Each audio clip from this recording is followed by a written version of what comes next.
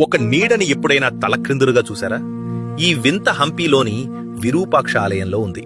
ఈ ఆలయంలోని అత్యంత ఆశ్చర్యకరమైన విషయం ఏంటంటే, బయట ఉన్న 165 అడుగుల ఎత్తైన రాజగోపురం నీడ లోపల ఒక చిన్న చీకటి గదిలో గోడపై తలక్రిందులుగా కనిపిస్తుంది. 16వ శతాబ్దంలో దక్కన్ సుల్తానుల దాడిలో హంపీ నగరం మొత్తం నాశనమై శిథిలావస్థకు చేరిన విరూపాక్ష ఆలయం మాత్రం చెక్కు చెదరకుండా నిలిచింది. 17వ శతాబ్దంలో ఈ ఆలయాన్ని బిష్టప్పయ్య అనే శివభక్తుడు పునరుద్ధరించారు.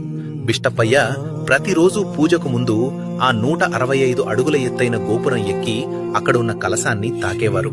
ఆ కలశాన్ని తాకడం ద్వారా స్వయంగా ఆ శివుడి పాదాలను తాకిన అనుభూతిని పొందేవారు. అదే అనుభూతిని ప్రతి ఒక్క భక్తుడికి అందించాలనే ఉద్దేశంతో ఆయనకు ఒక గొప్ప ఆలోచన తట్టింది. అదే పిన్ హోల్ కెమెరా సూత్రం.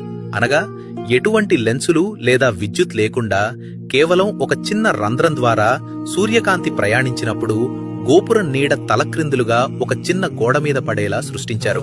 అప్పటినుండి చిన్న పిల్లలతో సహా భక్తులందరూ ఆ నీడలోని కలశాన్ని తాకి మహాశివుణ్ణి స్మరించుకుంటున్నారు. 400 సంవత్సరాల నాటి ఈ అద్భుతం వెనుక ఆనాటి మన భారతీయుల విజ్ఞానంతో పాటు ఆ పరమశివుని లీలావిలాసం కూడా ఉందని భక్తుల నమ్మకం. మీ అభిప్రాయాన్ని కామెంట్స్ లో తెలియజేయండి.